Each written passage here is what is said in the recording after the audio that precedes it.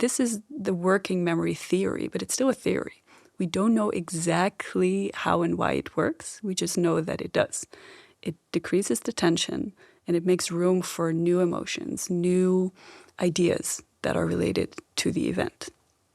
I have this memory that I worked on with you in EMDR, which is this memory that I was in primary school and I was like the whole class was like sitting down and I was the only one standing and someone made fun of me. So everyone laughed and I didn't even remember that memory up until we started discussing, like the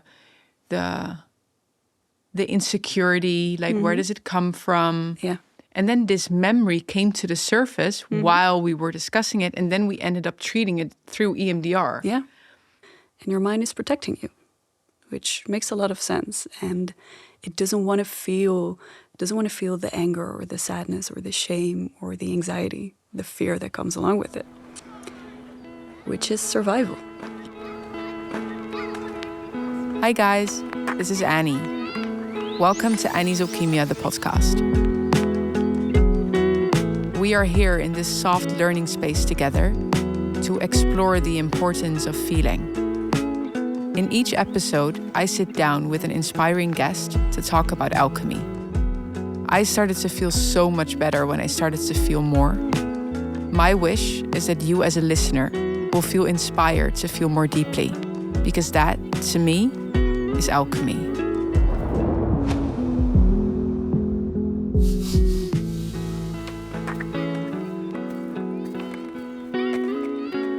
Let's dive in.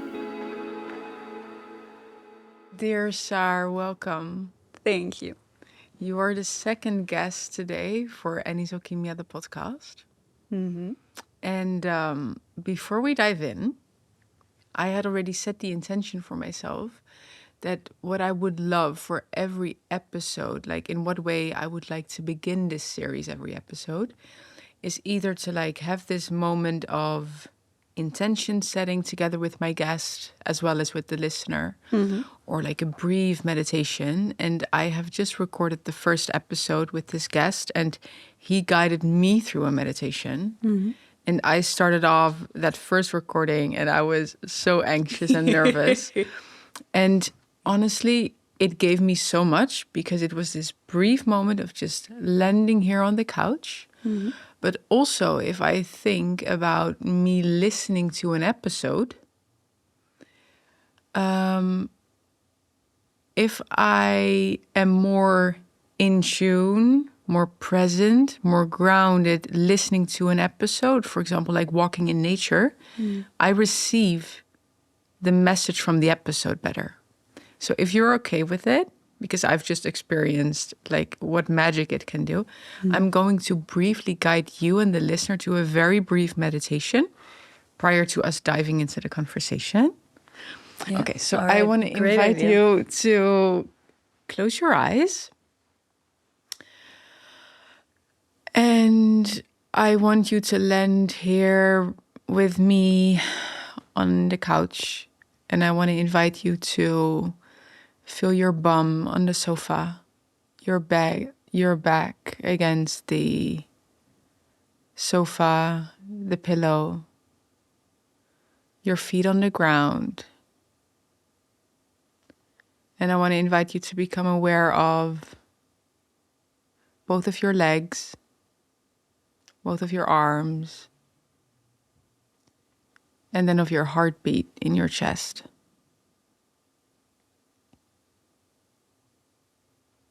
You might be observing those little balls in your fingertips. Maybe your busy mind and like those sparks, those little flashes of light behind your eyes. And we are just going to let it all be here. And focus on our breathing. So I want to invite you to take a deep breath in to your lower belly and hold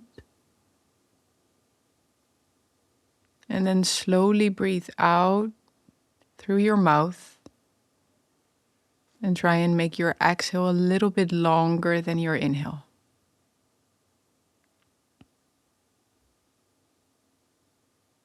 And while you continue that breathing pattern, I want to set the intention together with you that everyone who is supposed to tune into this episode, everyone who is supposed to hear something today, that we set the intention together that that person will hear, listen, receive exactly what they are supposed to receive.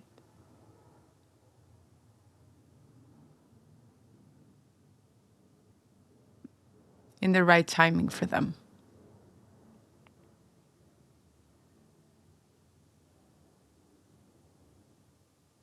So, having set that intention, whenever you're ready, you can open your eyes again.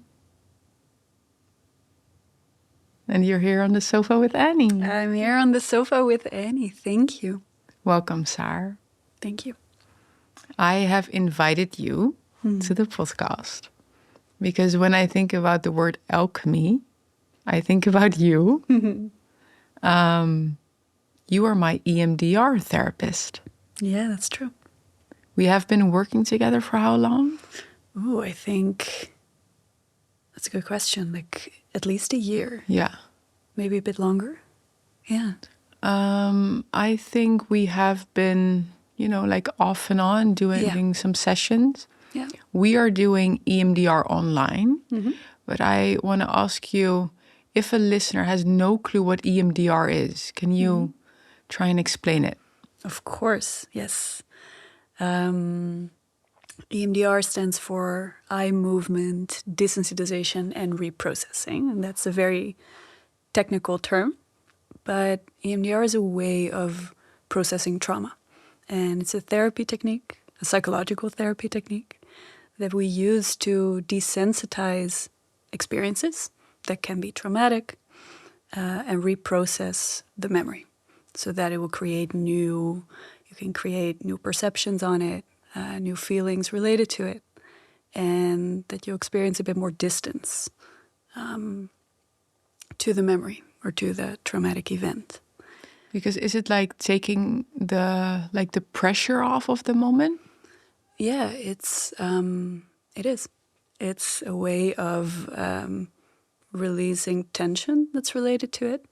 Also, so that your body can distinguish between the memory in the past and the present, and that the traumatic event is something that happened in the past, and that you're currently living in the now, so that your body doesn't have to feel as if it is in danger at the moment. So it is a way of releasing tension, of desensitizing a traumatic experience. What do you mean with desensitizing? I'm not familiar with that word. It's a way of diminishing tension that's related to it. So there can be a traumatic memory in the past, and there are a lot of emotions or tension that you feel in your body that is related to it. And by desensitizing, I basically mean that you try to make the tension less. Making it smaller, the memory. Yeah, making it smaller, making it less dangerous for the present, for the here and now. Because what exactly is trauma? Like the word trauma itself can already be really scary, Yeah, that's true. And we try to, I think it's different for everyone. And I think traumatic experiences, some people immediately think about war experiences, for example, but it doesn't have to be that. It can also be something that you've experienced for yourself, that you experience as something that had a negative impact on you, which can be different for everyone. And I think trauma in itself is not something that we can define in one way because it's so personal. And what can be a trauma for one person doesn't necessarily have to be a trauma for another person. So I recently turned 26. So we must have started to work together when I was like 24, 25, something like that. Yeah. I always used to say, trauma? No, I'm not traumatized. Is everyone traumatized? It's a good question. I think many people have experienced trauma. And I think in that way, people can be traumatized. But it's also a matter of how you experience it, how you experience your own trauma, how you relate to it, how your body reacts to it. What exactly is trauma? Like, It's very personal. I think it means something different for everyone. And it can be a negative experience that you've been through in the past that is still affecting you on a day-to-day basis or on a week-to-week, or in general in your life. You can create certain patterns in yourself because of that trauma. So, for example, it can be very broad. And one experience can have a negative impact on the rest of your life. It doesn't have to be a major thing. Like, it doesn't have to be war or abuse or accidents. Or it can also be that one girl that didn't want to play with you when you were 10, for example, and you felt excluded. Like, I have to think about like Gabrielle Bernstein, you know, the writer. She uses this, she always says, you've got like trauma with a big T and trauma with a small t. And I initially started working with you because when I was 22 years old, I started to remember a trauma from my childhood that I hadn't remembered for years, like for 20 years or something. Yeah. And I thought that I would work with you on that trauma. But actually, every session that we did, something else came up. Like a memory that I suppressed, or like something significantly smaller than the trauma that I was planning on working on with you. For example, something random coming up right now is this. I have this memory that I worked on with you in EMDR, which is this memory that I was in primary school and I was like the whole class was like sitting down and I was the only one standing, and someone made fun of me. So everyone laughed. And I didn't even remember that memory up until we started discussing, you know, like the insecurity, like where does it come from? And then this memory came to the surface while we were discussing it. And then we ended up treating it through EMDR. And I would name this memory more of like the trauma with the small t. So I don't know why I asked the question, like, is everyone traumatized? Because I myself have been saying, I'm not traumatized. And then after years, I'm like, so it could also just be this somewhat like small trauma that then ends up, how should I put it? It like ended up limiting me in a way. Yeah, I mean, I think there are many different types of trauma, and sometimes when anyone uses the word trauma, it can be related to like the PTSD kind of trauma, like I said, war or physical or sexual abuse, or like really intense kind of traumas. But that can lead to certain problems that you have, like nightmares or flashbacks. But you can also have, I think many people struggle, for example, with the feeling of insecurity. And some people have these certain experiences in their past that can cause these insecurities, which is also a type of trauma. And for example, if you talk about this experience, if you're young and you're the only one standing in front of a classroom and people are laughing, then it can have a huge impact, especially because now we tend to look at things from the perspective of adults. But this is from the perspective of a kid. I don't know, I don't remember exactly how old you were, but when you're young, you see things in a different way, which is normal because you're a kid. And as adults, we tend to look at things from an adult perspective and sometimes think, it wasn't that bad. I mean, why would I bother to talk about this or treat this, or people saying to themselves, this is not a trauma. But when you look at it from the perspective of a young kid, things can get a lot more frightening. And then you can understand why it has had a major impact on you. May I share with you how I would define trauma? Of course, yeah. I experience trauma to be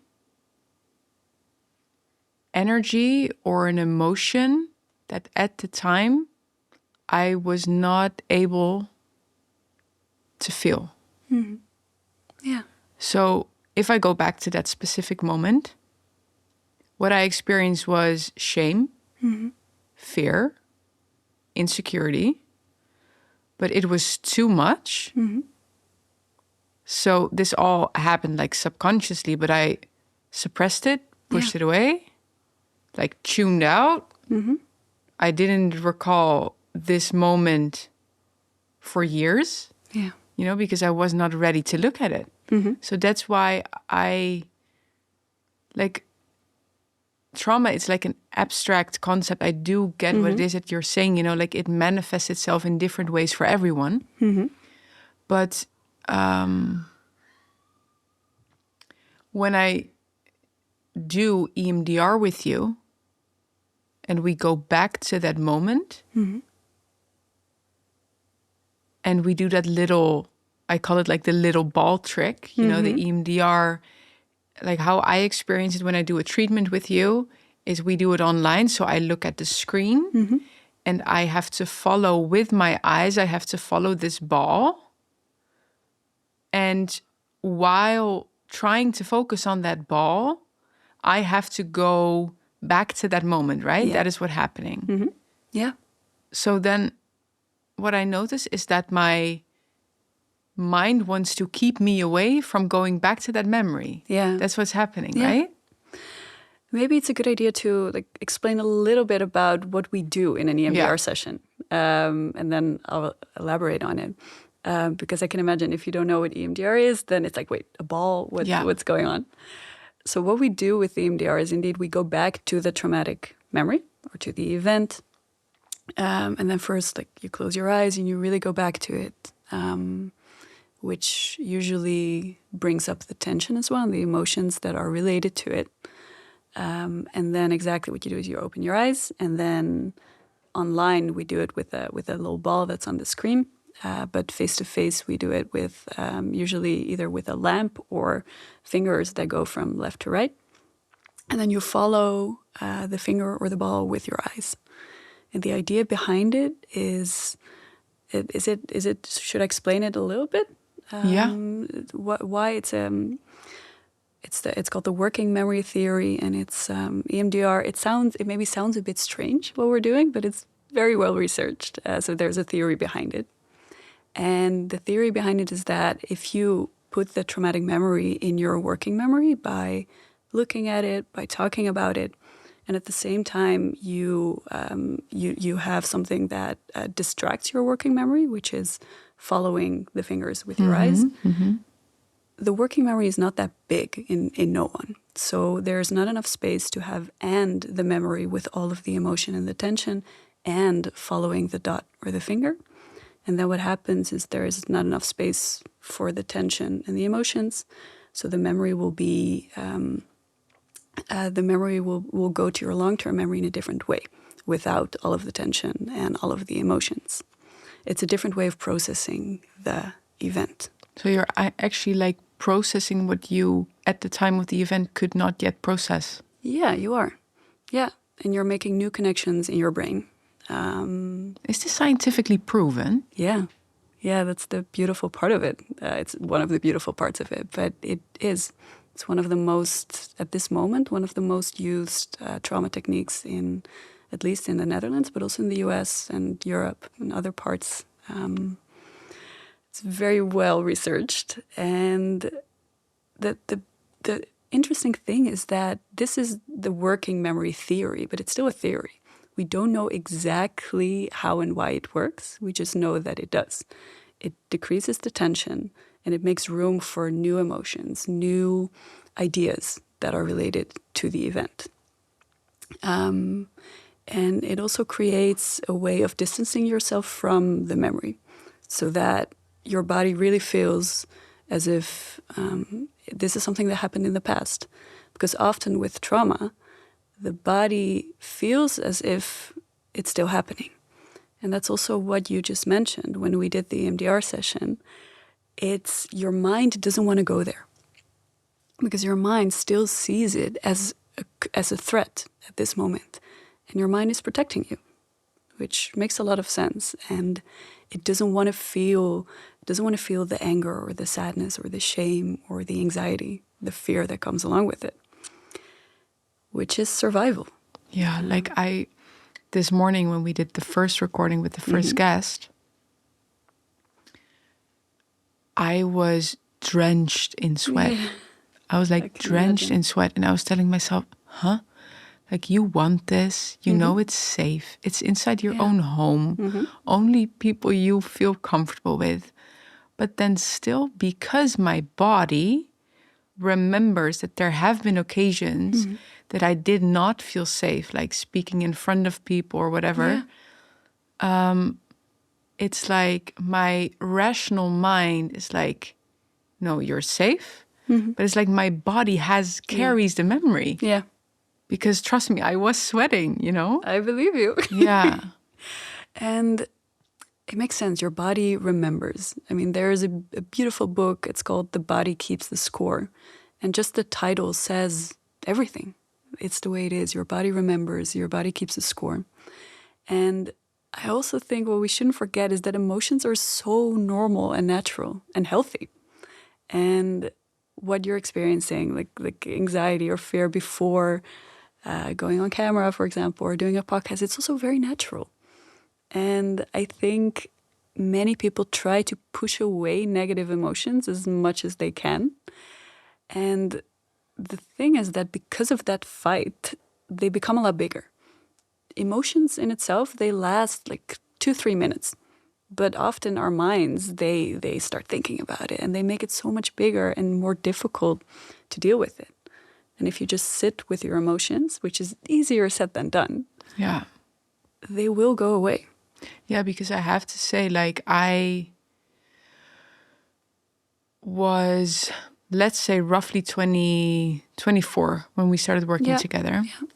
But multiple people had told me about EMDR like years before that. Yeah. But then every time something came up and it just was not the time yet. Yeah. And looking back, I'm like, it makes sense that it wasn't the time yet because at the time I was not yet capable to process and feel, you know, because it's almost as if your nervous system or your body needs to know how to feel it because there's a reason that it gets stored as trauma, you know, because it's too much. Yeah. Yeah, for sure. It's I mean, I think maybe you've heard of like the fight, flight, freeze response to trauma. It's like your nervous system basically either fights, flights, or freezes when being in contact with an intense situation. And it becomes a coping mechanism as well. So it's something that is still happening, that can still happen right now when encountered with the trauma. And what you're describing sounds a bit like freezing a little bit and not wanting to go to the trauma, which is very natural in that way. And it's always important, I think, to find the balance in yourself between what is the right moment and when do you feel like you can be open to experience those emotions and to go back to the trauma, but also realizing in yourself what is avoidance and what is something that you maybe should do but cannot do out of fear. And that can be quite difficult to see in yourself, like because sometimes it just cannot be the right time. And that's okay. Like everyone has their own process and journey. And it can very well be that now or in a month or in a year, it's not the time, but maybe afterwards it is. But avoidance can play a really big role. Yeah. So let me ask you a critical question. Like someone listening and being like, well, Saar, I'm actually good, avoiding. I'm feeling perfectly fine. Like, what is the reason or like a motivation to be like, you know what, I set the intention for memories that wanna be felt or come to the surface. I set the intention for myself right now that if they are supposed to be felt or transformed or treated during EMDR, like why would people set such an intention? Like why would you go there if it's uncomfortable? Like why would you not just keep on avoiding? Very good question. And I think it's a good question for everyone to ask themselves. You often, when people have been through something difficult or they are even considering EMDR, it's also because there's something in the here and now that's bothering them. And unprocessed trauma, unprocessed emotions can also come up as physical symptoms, for example, because the body keeps the score and the body keeps track of these emotions. So sometimes people are suffering through pain, for example, or headaches, or something else that's really annoying to deal with in day-to-day life. And that can also be a sign of your body saying, hey, there is something going on and maybe you should look at it. For me personally, I thought, I'm not traumatized. Everything is okay. And then at some point I got nauseous, and not like nauseous for a day or for a couple of hours, but for months and months and months, every day I was nauseous. And first, Like all day. All day. It was horrible. And then in the beginning, I went to the doctor. I was like, why would I be nauseous? And at some point they couldn't find anything. And then they said to me, like, maybe you should go to a psychologist. Even though I am a psychologist, so I was okay. So I did. And it turned out that my nausea, which was it was a physical symptom that you cannot go around. It's very prominent. And it turned out that I actually had some traumas myself that I needed to work through. And I did EMDR then. And it helped. I haven't been, sometimes I'm nauseous if I ate something bad, but I haven't experienced that nausea in like 2 years now. So it was like your physical body giving you a cue, like there's something to look at for you. Exactly. Yeah. And in the beginning, even as a therapist, I had no idea what it was. And I always knew stuff happened in the past, but I didn't know that could even cause something like this. Yeah. You did not remember? I remember I knew the experiences that happened, but I didn't realize that it would have this effect and that it was still bothering me, apparently. Yeah. So sometimes your mind represses a lot of things because they don't want to go there. Yeah. Like if I think also about like avoidance, then I think about those protector parts, like those distractors. Yeah.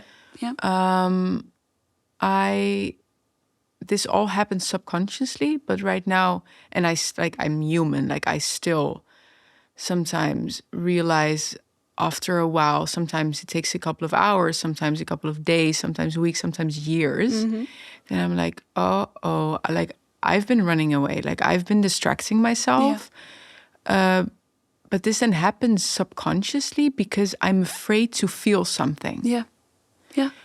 So it's almost as if I'm like, for example, let's say the emotion of fear that is attached to a certain memory. It's not necessarily the fear itself, but it's more the fear of the fear. Yeah. So then what I do subconsciously again to like distract myself would be, for example, planning my day full, like full of distractions, just like running. And then the moment that I stand still and I'm alone for a sec or like in nature, then I'm like, this is the first time that I have a moment of calm. Yeah. And then it comes up, so, and that is then uncomfortable for a second. Yeah. But actually what it is that you're saying, this emotion of fear that then comes up is just a couple of seconds or minutes. Yeah. Was it that you said? Yeah, a couple of minutes. Yeah. Whereas actually the resisting, the pushing it away, the avoidance is worse. Exactly. Yeah. And what you're saying about the protector parts, it's very important because they come up very often.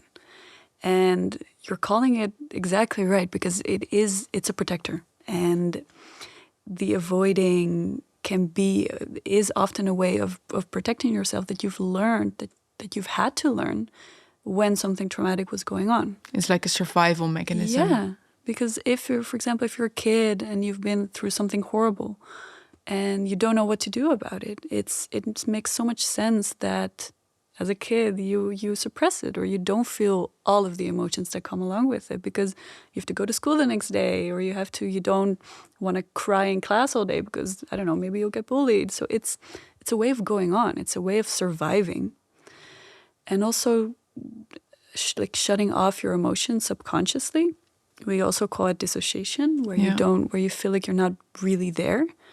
It's also a way of coping, of surviving trauma, because if you can shut off for a bit, shut off your emotions, or maybe even your consciousness at that time, you don't have to endure it just for that moment. Yeah. So it got there as a way of protecting yourself. But so there's nothing wrong with a protector? No. At least when you were younger, when you had to have the protectors, it was good. It was a way of going on. But as you get older, and the protectors are still there, it often causes more problems than it is helpful. Because if now you're used to shutting off your emotions, for example, there's often not the same threat that there was when you were a kid and the trauma was going on. But it can lead to feeling disconnected from your environment, or from your loved ones, or from even your job, or something different. So then it's important to really look at the protector parts and see what you can do about it to acknowledge them. And that's step one, the awareness. Yeah. Yeah, be aware of them, and also be aware of the fact that they are there to help you. They just don't realize that what they're doing is not helping you at the moment. Yeah. And EMDR is a way, that's why I mentioned that it's important for the body to feel that right now it is safe. Because often the body acts as if the trauma is still going on, which also means they still need the protectors. Because if the trauma is still going on, you still need that survival mechanism. Yeah. And with the EMDR, with the releasing of tension, with desensitizing the experience, you create more distance. Yeah. And you can realize and learn, okay, I'm safe now. And it also creates space for the protector to calm down a bit. Yeah, I love this analogy of the onion, because it's like why I thought of you when I invited you over for the podcast is through EMDR. Yeah.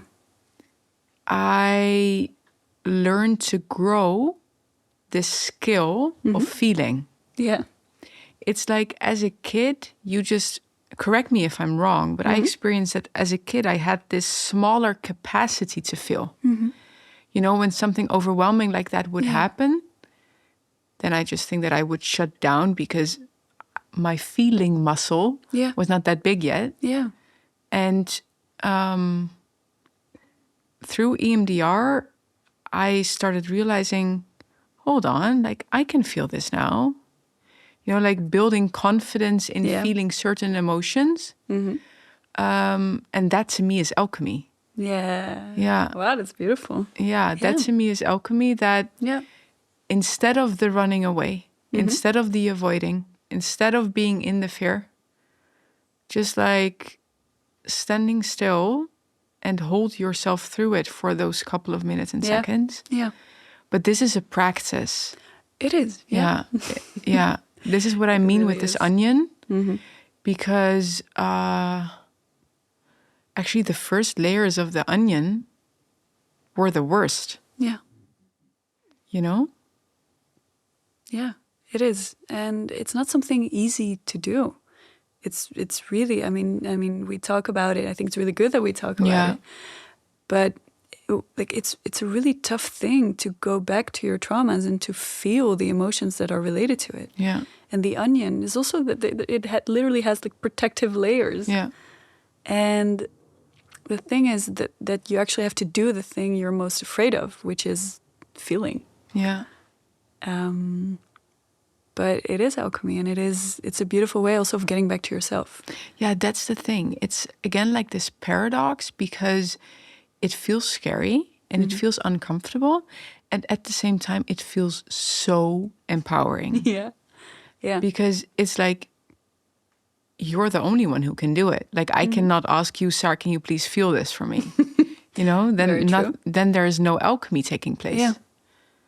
Yeah. So yeah, when I think about feeling and alchemy, and for example, the fear, to me, alchemy is that moment when you feel that fear, that it then turns into your power. Yeah. Yeah. Because right now I am sitting here, recording this podcast. Because through feeling, also through EMDR, I actually experienced like peeling off those layers of the onion. But yes, that was uncomfortable, but I only experienced that I was becoming more me. Yeah.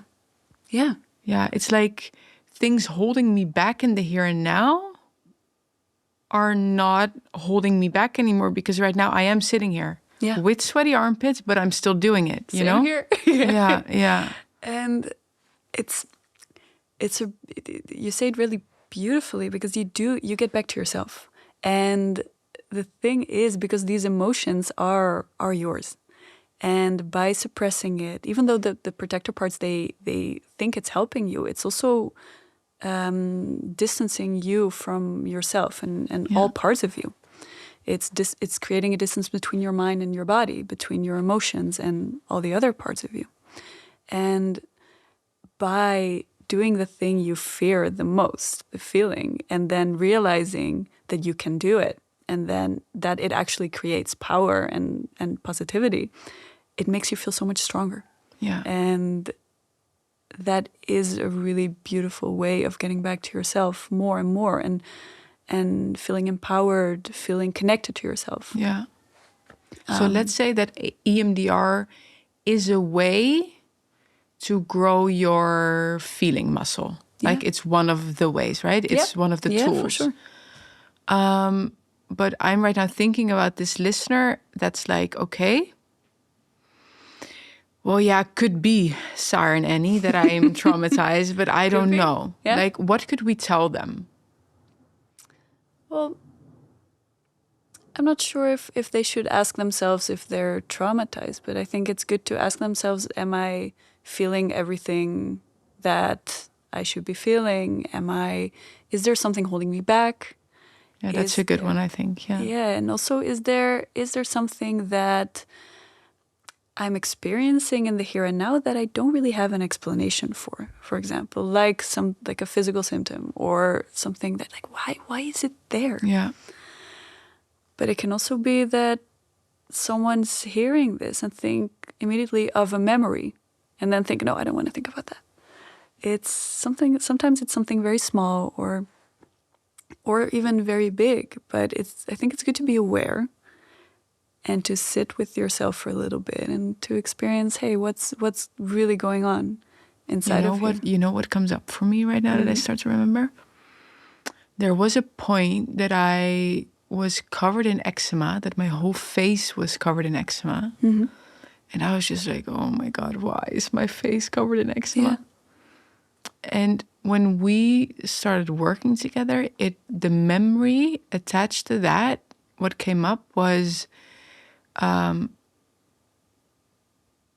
I had experienced moments, I think it were like 2 particular moments, that I was like in this room full of people, and then someone would say something to me without, like, just something neutral. Mm-hmm. And I would have this red flashes. So out of the blue, no reason, like I could not regulate the energy is how I would explain it. But I would become red, like crazy red. And then I would feel super uncomfortable. The people looking at me would probably think, oh, she's blushing, she's feeling uncomfortable, so they would feel uncomfortable. I would, because of that, feel even more uncomfortable. So it led to me having social anxiety. Yeah. And right now, looking back, I'm like, oh my God, my body is so genius. It gave me eczema in my face, which then led to me, I am not being social anymore because I'm covered in eczema. Yeah. But I was suppressing those two memories of those two moments that I was being like laughed at or made fun of while blushing in public and being super social. And only when I was through EMDR going back to those memories, and what I would then do was almost to rewrite the memory. Yeah. Yeah. So can you explain that rewriting part? Yeah, it's something we've done in EMDR, and I've also done in my own EMDR and with other sessions. It can be a part of the EMDR process.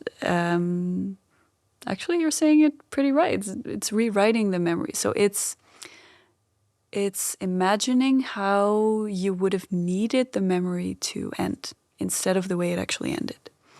So it can be all sorts of things. If it's a memory related to like an aggressor, it can be like taking the aggressor away and taking yourself to a safe space, and it often has to do with safety.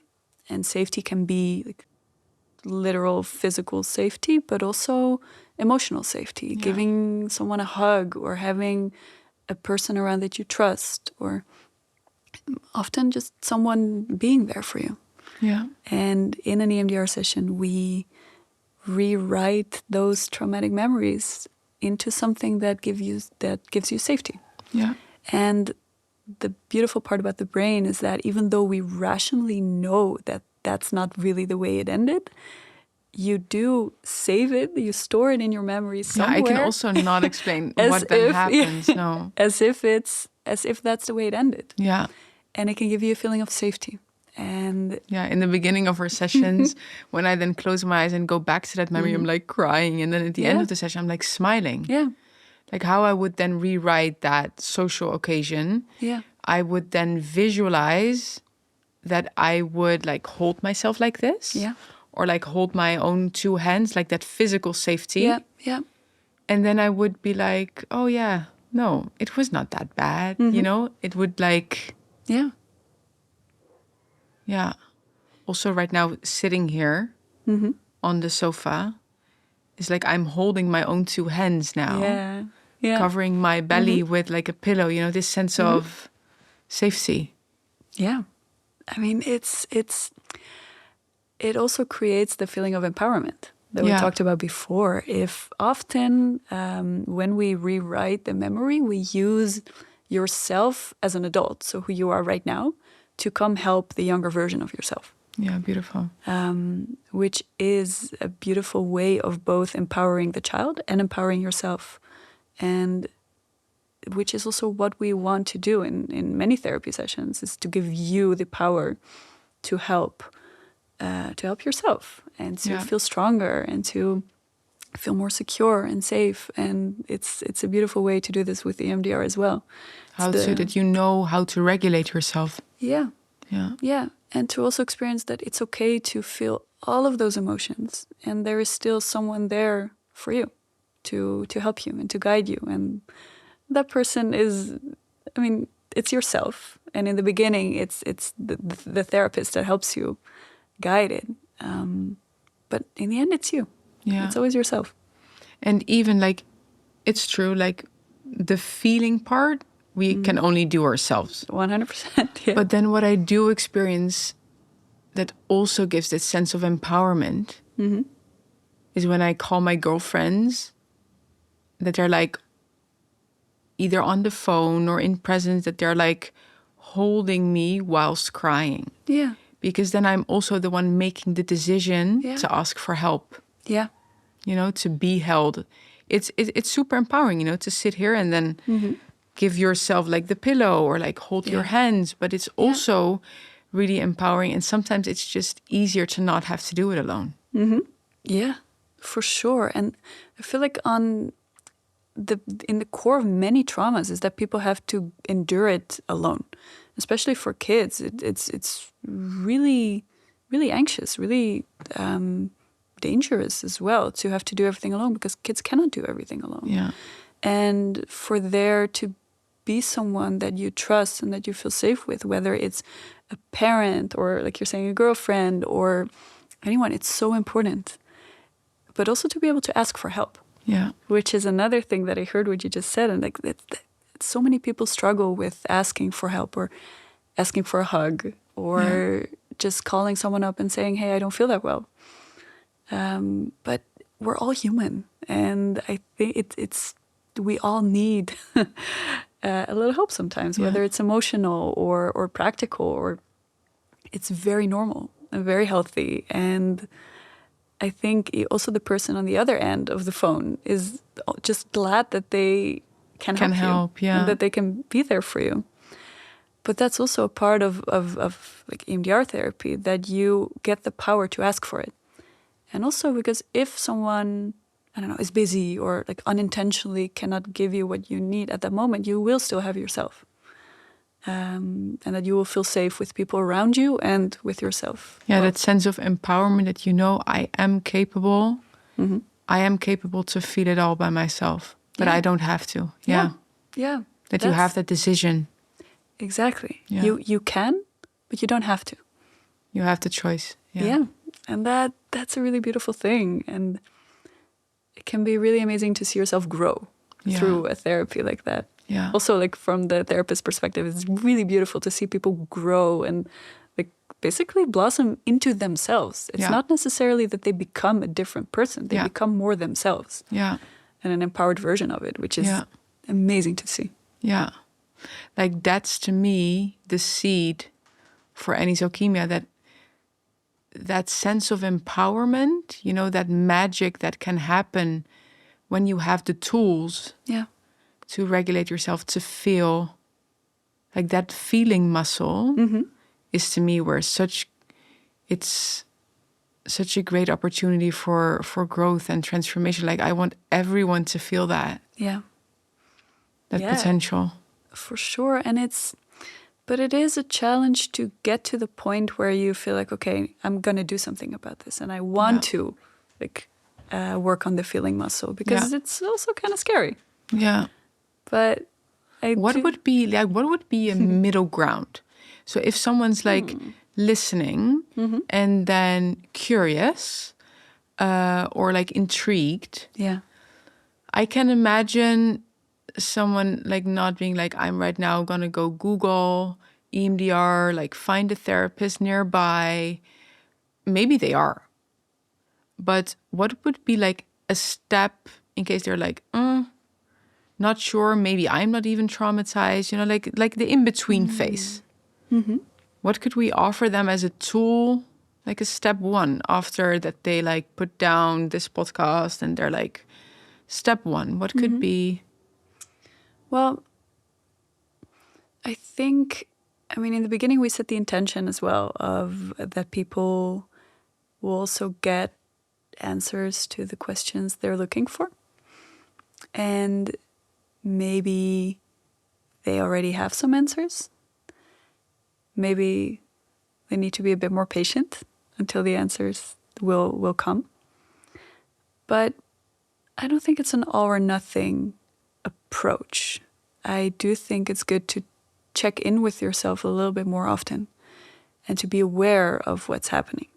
To just be curious about what is going on inside of you and to understand why are you doing the things you're doing. So for example, if you feel sadness, but you repress it, it's good to be, not to change it immediately, but to be aware of like, hey, why would I be repressing this emotion? Yeah, more from the curiosity perspective. Curiosity. Yeah, be curious about yourself, or if it's really difficult for you to say no to a friend. Like, check in with yourself a little bit about why? Ask yourself why a little bit more often. And I mean, sit with it. If you feel something, it's so important to let it be there. And whether it's anxiety, whether it's anger, which is actually a very healthy emotion as well, sadness, or even happiness, like try to let it be there. I would say curiosity is the first step, an awareness of what's going on inside of you. And if you feel at some point, okay, a memory from the past is bothering me, you can always take another step. But I think, first of all, it's good to be curious and to look at yourself like, hey, where am I in my process, in my path? And take action accordingly. Yeah. So maybe the moment that you become aware of certain patterns and coping mechanisms. Yeah. It's beautiful. Step one, to just let it be there. Mm-hmm. But I think it would be great to then set like another intention or maybe journal upon it. Like, what memory do I have attached? Mm-hmm. Yeah. Because when I would set an intention like that for myself, like either during a session with you or in the morning when I'm journaling, then sometimes memories would come up. For example, me taking a shower. They're like, oh yeah, that happened. Yeah. And that does not necessarily mean that it needs to be treated during EMDR. True. Sometimes the awareness alone of that memory is already enough. Yeah. What also happens is when I would then start journaling, or like if I would set the intention, okay, any memory that wants to come up and wants to be seen and felt, it may come up. If it's like in my highest good. Then sometimes I would also have dreams. Yeah. Yeah. Yeah, that's something that, I mean, dreams are a beautiful way of your subconscious to show you what's going on in your mind. Sometimes it shows you what you need to work on. And sometimes it's just there. Yeah. That's also okay. But I think it is good to journal it down, see if there's a pattern, see if something comes up a bit more regularly. And also, again, be curious about those experiences. And then sometimes some things come up that you completely forgot, that you had no idea that was still somewhere in the back of your mind.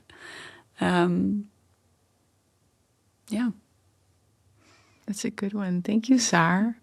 Thank you so much for being here. Of course. Thank you for inviting me. Like often when we are doing a session, I'm like, I've so often thought by myself, like, oh my God, I want everyone to experience this when we would wrap up a session.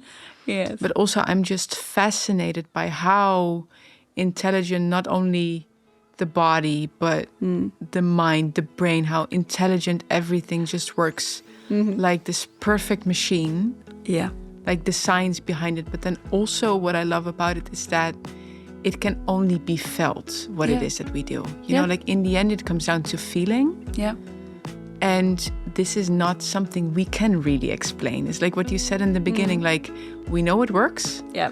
We do not exactly know how, but it works. Yep. 100%. It's, I mean, even for me as a therapist, I gave EMDR to people. I did the courses, I read the materials, but only when I actually had it. Yeah. I felt what it was. Yeah. And it's a very different experience. Yeah, I loved chatting to you about it. Same here. I just love to learn more of the details about it. And we will continue chatting about it within off camera. For sure. So thank you so much, Saar. I feel really grateful for your wisdom today. Thank you. It was amazing to be a part of this process as well, and of your process. I'm so grateful for it. Thank you for inviting me into it feels like a full circle moment. I know, doesn't it? It really does. Yeah. In a really good way. Thank you. Thank you, Saar.